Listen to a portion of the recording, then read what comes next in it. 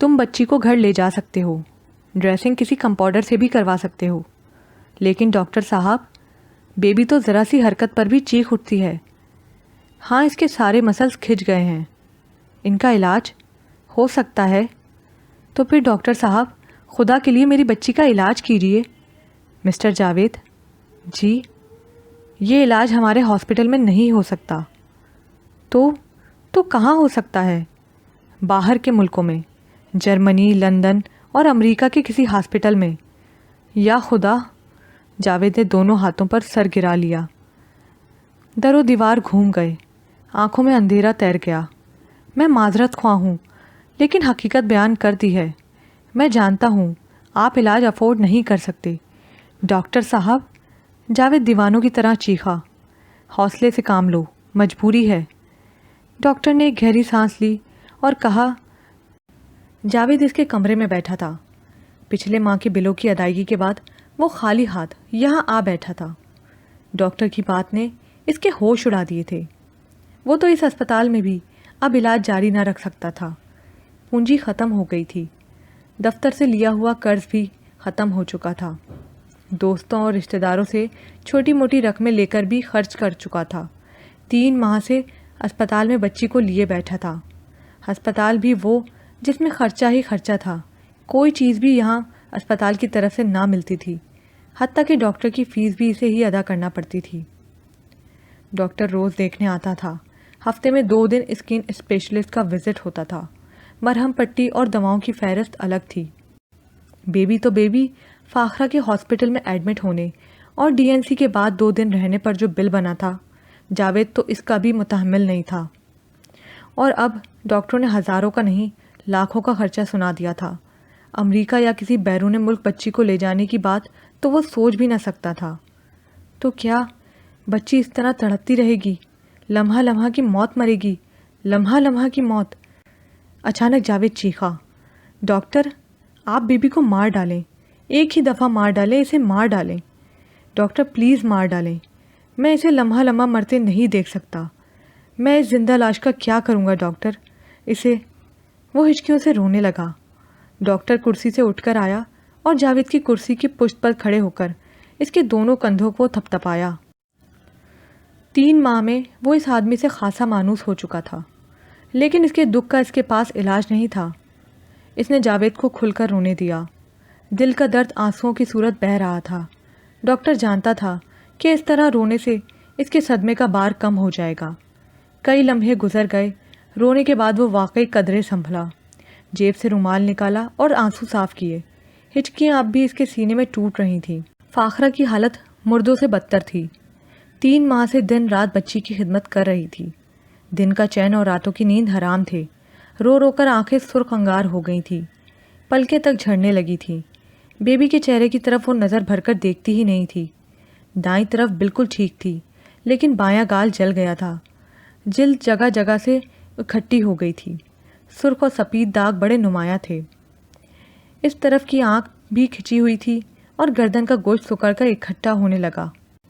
بازو کی ہڈی ننگی نظر آتی تھی، ٹانگ بھی سکڑ کر مڑ گئی تھی۔ سینے اور پیٹ کا دایاں حصہ اکٹھا ہو گیا تھا، جس سے جسم نیم دائرے کی طرح بن گیا تھا۔ ذرا سا بازو ادھر ادھر ہل جاتا یا ٹانگ اٹھ جاتی تو بیبی کی چیخیں آسمان کو چھو لیتی۔ یہ زندہ عذاب تھا جو جاوید اور فاخرہ برداشت کرنے پر مجبور تھے۔ 3 ماہ اور 12 دن کے بعد بیبی کو لے کر وہ گھر آئے تو پھوٹ پھوٹ کر روئے۔ محلے داروں نے تسلی و تشفیع دینا چاہی، بھائی بہنوں نے صبر کی تلقین کرنا چاہی، لیکن کوئی بھی دلاسا نہ دے سکا، کوئی بھی صبر کرنے کا نہ کہہ سکا۔ نورینہ 3 ماہ گزار کر واپس آئی تو کافی صحت مند اور خوش دکھائی دیتی تھی۔ ممی ڈیڈی تو بیٹی کو اس رنگ میں دیکھ کر پھولے نہ سمائے۔ بھائیوں نے بھی لپٹ کر پیار کیا اور اس کی صحت مندی پر خوشی کا اظہار کیا۔ نورینہ کی خوش قسمتی تھی کہ شکاگو میں اس کی ملاقات ایسے لوگوں سے ہوئی جو زندگی کے مزاج سے آشنا اور اس کے رویوں سے مثبت ہم آہنگی رکھتے تھے۔ اس نے ان لوگوں سے بھرپور اثر لیا، اسی لیے اس کی سوچوں نے سیدھے رخ پلٹا کھایا اور تفکر نے نیا رنگ اختیار کر لیا۔ اس رات سب کھانے کی میز پر بیٹھے تھے، ڈنر کھایا جا چکا تھا، سویٹ ڈش کھاتے ہوئے باتوں کا دور بھی چل رہا تھا۔ نورینا وہاں کے قیام کی باتیں سنا رہی تھی، انٹی اور اس کی بیٹیوں کی دوستی کے قصے بھی سنا رہی تھی، اور ان کے لیے یہاں سے جو تحائف وہ لے گئی تھی ان کے متعلق ان لوگوں کے جو تاثرات تھے وہ بھی بیان کر رہی تھی۔ نوید کا دل بھی باتیں سن سن کر وہاں جانے کو للچانے لگا، اور سعید تو ویسے ہی سیر سپاٹے کا شوقین تھا۔ وہ بھی ڈیڈی سے کہنے لگا، چھٹیوں میں آپ بھی پروگرام بنائیں ڈیڈی، ہمیں بھی دنیا دکھا دیں۔ نور احمد مسکرا کر بولے، دنیا دیکھنے کو ابھی تمہاری عمر پڑی ہے، پہلے پڑھ لکھ کر لائق ہو جاؤ پھر۔ ڈیڈی میں تو سیر کے لیے جانا چاہتا ہوں۔ وہ بھی دیکھیں گے، ضرور جاؤ سیر کے لیے، نورینا نے کہا۔ ان لوگوں کو جا کے قریب سے دیکھو، ان کی اچھی عادتیں اپناؤ۔ باجی پر کچھ زیادہ ہی رنگ چڑھ گیا ہے امریکیوں کا۔ نوید ہنسا۔ رنگ چڑھنے کی بات نہیں، وہ بولی، تو اور 3 مہینے کسی قوم کا مزاج پرکھنے اور معاشرے کے آداب دیکھنے کے لیے ناکافی عرصہ ہے۔ وہاں کے معاشرے میں برائیاں بھی ہیں اور ہمارے نقطۂ نگاہ سے تو بہت سی خامیاں بھی ہیں، لیکن میں نے جہاں تک دیکھا ہے وہ لوگ کام میں ایماندار ہیں، وقت کے لمحے لمحے کا انہیں احساس ہے۔ عام لوگ عام زندگی میں کسی قسم کی ہیرا پھیری نہیں کرتے۔ نوید نے چڑھایا، ان کی انگریزی فلمیں ہر روز ٹی وی پر دیکھ رہے ہیں۔ فلم یا ناول کسی معاشرے کا عکاس ہوتا ہے۔ ٹھیک ہے، میں کب کہہ رہی ہوں کہ وہ لوگ برائیوں سے پاک ہیں، لیکن ان کی کچھ خوبیاں ضرور ہیں نوید۔ وہ وقت کا ضیاع نہیں کرتے، کام خلوص اور ایمانداری سے کرتے ہیں۔ وہ اپنے وطن اور حکومت سے مخلص ہیں۔ یہ خوبیاں ہیں اور انہیں ہمیں بھی اپنانا چاہیے، ڈیڈی نے کہا۔ ہم اندھی تقلید کرتے ہیں، ممی بولی۔ ان کی جو برائی ہے وہ اپناتے ہیں، اور ان کی یہ خوبیاں ہیں اس کی طرف آتے ہی نہیں۔ یہی دیکھیں نا ممی، یہاں سب لوگ کام میں ایماندار ہو جائیں اور وقت کا ضیاع نہ کریں تو ہماری قوم بھی کہاں سے کہاں پہنچ سکتی ہے۔ اسی حوالے سے تھوڑی دیر باتیں ہوتی رہیں، پھر نورینا وہاں کے اور قصے سنانے لگی۔ مجھے تو مسز تھامس نے بہت متاثر کیا، وہ انٹی کے ملنے والی ہیں۔ مسٹر اینڈ مسز تھامس بہت خلیق اور ملنسار ہیں۔ متاثر کیسے کیا؟ نوید بولا۔ دیکھو نوید، میں نے کہا نا کہ ان لوگوں میں اگر برائیاں ہیں تو کچھ خوبیاں بھی ہیں۔ مسٹر اینڈ مسز تھامس کے 3 بچے ہیں، پھر تینوں ان کے پاس ہیں، تعلیم حاصل کر رہے ہیں۔ پھر تم سن کر حیران ہوگے کہ تیسرا بچہ اندھا ہے۔ افسوس کی بات ہے، لیکن حیرانگی کی نہیں۔ حیرانگی کی اس لیے کہ یہ اندھا بچہ ان کا اپنا نہیں۔ افسوس کی بات ضرور ہے، لیکن حیرانگی کی نہیں۔ حیرانگی کی اس لیے کہ یہ بچہ ان کا اپنا نہیں۔ نوید نے چونک کر اسے دیکھا۔ ممی اور ڈیڈی بھی حیران ہوئے۔ نورینا نے تفصیلات بتانے لگی۔ ان کے 2 بچے تھے، لیکن مالی لحاظ سے وہ اس قابل تھے کہ 3 بچوں کا بوجھ اٹھا سکیں۔ انہوں نے سوچا تیسرا بچہ ایڈاپٹ کیوں نہ کر لیں، بجائے اس کے کہ وہ تیسرا بچہ اپنا ہو۔ انہوں نے یتیم خانے سے تیسرا بچہ لے لیا۔ یہ بچہ اندھا تھا۔ مسٹر اور مسز تھامس نے اس معذور بچے کو گود لیا اور اس کی تعلیم و تربیت اپنے بچوں کی طرح کر رہے ہیں۔ کتنی بڑی بات ہے، واقعی، ممی اور ڈیڈی بولے۔ وہ کہتے ہیں اس طرح قوم کا ایک معذور فرد کسی قابل ہو جائے گا۔ وہ اسے کسی طرح کی محرومی کا احساس نہیں ہونے دیتے، بالکل اپنے بچوں کی طرح رکھا ہوا ہے۔ بہت بڑی بات ہے، نوید نے کہا۔ نیک جذبہ ہے، ممی بولی۔ ایسا جذبے ہم لوگوں میں بھی پیدا ہو سکتے ہیں۔ ہم خود غرض کیوں ہیں، صرف اپنی اپنی ذاتوں کے حصار میں قید ہیں۔ وہ لوگ اپنی ذات کے خول سے نکل کر بھی دیکھتے ہیں، خود جیتے ہیں اور دوسروں کو بھی جینے دیتے ہیں۔ خیر باجی، سب لوگ تو مسٹر اینڈ مسز تھامس نہیں ہوں گے نا، میں کب کہتی ہوں، لیکن وہ لوگ محنت اور کام میں مخلص ہیں، وقت ضائع نہیں کرتے اور اصول کے پابند ضرور ہیں۔ نورینا مختلف مثالیں دینے لگی۔ نوید کبھی کبھی جرح کے انداز میں سوال ضرور کرتا، وہ مطمئن کرنے کو تسلی سے جواب دیتی، لیکن یہ واقعی اس کی خوش قسمتی تھی کہ وہ ایسے لوگوں سے وہاں ملی جو ایثار و قربانی کا مارکا تھے، جن کی سوچیں زندگی کے لیے مثبت تھیں۔ اس نے 80 سالہ مسز ہارڈی کے متعلق بھی سب کو بتایا۔ معمر عورت سے بھی وہ بہت متاثر تھی۔ مسز ہارڈی کا خاوند جنگ عظیم میں مارا گیا تھا، ایک بیٹا تھا، وہ عین جوانی کے عالم میں ویتنام میں مارا گیا۔ مسز ہارڈی پر ان واقعات سے قیامت ضرور ٹوٹی، لیکن اس نے زندہ رہنا تھا، اور جب زندہ رہنا تھا تو زندگی سے نبھا کیوں نہ کرتی۔ اس نے اپنے آپ کو مصروف رکھنے کے لیے رفاہی ادارہ قائم کیا ہوا ہے۔ وہ اس عمر میں بھی لوگوں کے کام کر کے خوش ہوتی ہیں۔ اس کے علاوہ اس نے 2 ایسے لڑکوں کو جن کا اس دنیا میں کوئی نہیں پالا اور جوان کیا ہے۔ یہ دونوں لڑکے آرمی کے اعلیٰ افسر ہیں۔ نورینہ اپنے تاثرات بیان کر رہی تھی۔ ممی اور ڈیڈی خوش تھے کہ وہ خوش ہے اور زندگی سے سمجھوتہ کر لینے میں اسے ایسے لوگوں سے کافی مدد ملی ہے۔ ڈیڈی، وہ ایک دم بولی، جی بیٹے۔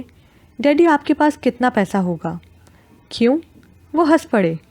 ڈیڈی، میں جانتی ہوں کہ آپ کے پاس اتنا فاضل پیسہ ہے کہ آپ کئی یتیموں کے سر پر ہاتھ رکھ سکتے ہیں، قوم کے کئی ہونہار طالب علموں کو تعلیم دلوا سکتے ہیں جو صلاحیتیں رکھنے کے باوجود غریبی کی وجہ سے اعلیٰ تعلیم حاصل نہیں کر سکتے۔ آپ ہسپتالوں میں جا کر ایسے غریب مریضوں کی مدد کر سکتے ہیں جو پیسہ نہ ہونے کی وجہ سے علاج کی سہولتوں سے محروم ہیں اور سسک سسک کر مر رہے ہیں۔ ڈیڈی من میں متفصل ہوئے۔ ممی آہستگی سے بولی، ہم بہت سے لوگوں کی مدد کر رہے ہیں بیٹی۔ نہیں ممی، ایسی مدد نہیں کہ کسی کو 10 روپے دیے، کسی کو 20۔ آپ کو خدا نے بہت کچھ دے رکھا ہے، کوئی ٹھوس کام کیجیے، مسٹر اور مسز تھامس کی طرح، مسز ہارڈی کی طرح۔ میں رفاہی کام کر رہی ہوں بیٹی، میں مطمئن نہیں ہوں، وہ بولی۔ پھر ڈیڈی کی طرف دیکھا اور مسکرا کر بولی، ڈیڈی، آپ کی بزنس کی میں بھی ایک پارٹنر ہوں نا؟ ہاں، میرا حصہ؟ ہر سال پروفٹ تمہارے اکاؤنٹ میں جمع ہوتا ہے بیٹے، کچھ تمہاری ممی کی سیف میں جمع ہوتا ہے، وہ سب تمہارا ہے۔ وہ خوش ہو گئی، اس کی آنکھوں میں چمک آ گئی۔ میں یہاں بھی کوئی ایسا ہی کام کرنا چاہتی ہوں جیسا ہم تمہیں خوش دیکھنا چاہتے ہیں، ڈیڈی بولے۔ میں خوش ہوں ڈیڈی، اور خوش رہوں گی کہ خوش رہنا سیکھ لیا ہے۔ آپ میری بالکل بھی فکر نہ کریں، اب میں بیمار پڑ کر آپ کو تنگ نہیں کروں گی۔ ممی ڈیڈی مسکرا کر اسے دیکھنے لگے، اور اس رات سونے سے پہلے اس نے کئی پلان بنائے۔ وہ ممی کی طرح کی سوشل ورکر نہ بننا چاہتی تھی، اس کے عزائم کچھ اور ہی تھے۔ ٹھوس بنیادوں پر کام کر کے وہ مطمئن ہو سکتی تھی۔ ہمایوں، ارشد اور جمیل بیبی کو دیکھ کر آئے تو بے حد متاثر تھے۔ اپنی اپنی سائیکلوں کے ساتھ ساتھ چلتے وہ باتیں کر رہے تھے۔ شام ہونے کو تھی، بازار میں کافی گہما گہمی تھی، موسم بدل چکا تھا، بہار کے اثرات نمایاں تھے۔ کھلے کھلے موسم کی فضا بڑی خوشگوار تھی، لیکن تینوں دوست متفکر نظر آ رہے تھے، بازار کی گہما گہمی سے بے خبر باتیں کر رہے تھے۔ توبہ توبہ، دیکھا نہیں جاتا، بیچاری بچی ذرا ذرا سی حرکت پر تڑپ جاتی ہے، سارا گوشت سکڑ کر اکٹھا ہو گیا ہے، اندر سے ٹنڈن بھی سکڑ گئے ہیں، اسی لیے تو اتنی تکلیف ہے، اس سے تو اچھا تھا مر ہی جاتی۔ یار یہ کسی کے اختیار کی بات تھوڑا ہی ہے۔ میرا تو کلیجہ ہل گیا جب جاوید نے کہا، یار دعا کرو اس تکلیف سے بیبی کو نجات مل جائے، خدا اسے اٹھا لے۔ ہاں، میری آنکھوں میں تو آنسو آ گئے تھے، کرے بھی کیا بیچارہ، گھر کی حالت دیکھی ہے، اس کے پاس تو اب پھوٹی کوڑی بھی نہیں، الٹا قرض دار ہی ہے، آفس سے لون لیا تھا۔ ہاں، وہ تو 1 ماہ بھی نہ چلا۔ کچھ کرنا چاہیے یار، آخر دوست کس دن کے لیے ہوتے ہیں۔ ہاں، کرنا تو چاہیے، میں بھی یہی سوچتا ہوں، لیکن اپنے پلے تو کچھ ہے ہی نہیں۔ جانتے ہو میری اماں کتنے عرصے سے بیمار ہیں، میڈیکل کی سہولت بھی تو دفتر سے نہیں ملتی۔ یار شکر کرو تنخواہ بھی مل جاتی ہے، بے روزگاری سے تو نجات ملی ہوئی ہے۔ ہاں، تنخواہ ہے، نسبتاً اچھی ہی ہے ہماری، بس گزارے کے لیے ہی ہے، گزارے کے علاوہ ہم تو کچھ سوچ بھی نہیں سکتے۔ اپنا بھی یہی حال ہے، کپڑے لتے کا تو کبھی سوچا ہی نہیں۔ بیگم کی اماں کا خدا بھلا کرے ہر سیزن میں کپڑے بنوا دیتی ہیں۔ ادھر تو یہ بات بھی نہیں دوست، الٹا بوڑھے ساس سسر کی کفالت کرنا پڑتی ہے۔ بھائی مجبوری ہے، جیتے جی تو کوئی ان کا گلا نہیں گھونٹ سکتا، بیٹا ہے پر پوچھتا بھی نہیں، بیوی کو لے کر الگ ہو گیا ہے، اس کا حال بھی خراب ہی ہے۔ باتیں کرتے کرتے تینوں چوراہے تک آ گئے۔ جمیل نے یہاں سے دائیں ہاتھ والی سڑک پر اترنا تھا، وہ رک کر سڑک کے کنارے کھڑا ہو گیا۔ ارشد اور ہمایوں بھی رک گئے۔ پھر کیا سوچا ہے؟ کس کا؟ جاوید کا۔ اپنی تو سمجھ میں کچھ نہیں آتا، بیبی کا علاج یہاں ہوتا نہیں اور امریکہ، جرمنی یا انگلینڈ بھیجنے کا سوچا بھی نہیں جا سکتا۔ کیا کیا جائے؟ پتہ تو کرنا چاہیے۔ کس بات کا؟ وہاں لے جانے اور علاج کرنے میں کتنا خرچہ ہوگا؟ چھوڑو یار، احمقوں کی جنت میں رہ رہے ہو، صرف کرایہ بھی کرو تو ہزاروں میں بات جائے گی۔ جائے گا وہاں علاج؟ تینوں اپنے اپنے طور پر سوچ رہے تھے۔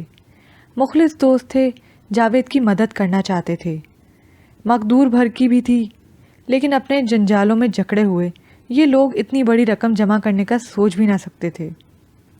جمیل اپنی سائیکل کی سیٹ پر ہاتھ پھیرتے ہوئے سوچوں میں گم تھا۔ ارشد کے ذہن میں بھی کئی باتیں آ جا رہی تھیں اور ہمایوں پھل کی ریڑھی کو دیکھتے ہوئے کوئی منصوبہ بنا رہا تھا۔ ایک بات، جمیل نے چٹکی بجائی۔ کیا؟ سب نے پوچھا۔ ہم سب لون کے لیے اپلائی کر دیتے ہیں۔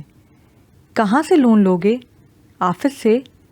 اس کی بات پر ارشد نے ہلکا سا کہکا لگایا اور اس کے کندھے پر تھپکی دیتے ہوئے بولا، زیادہ سے زیادہ کتنا لون مل جائے گا؟ اگر ملے بھی تو؟ ہمایوں ہنسا۔ توقع ہی فضول ہے، تینوں کو اکٹھے کون دے گا؟ ارشد نے کہا۔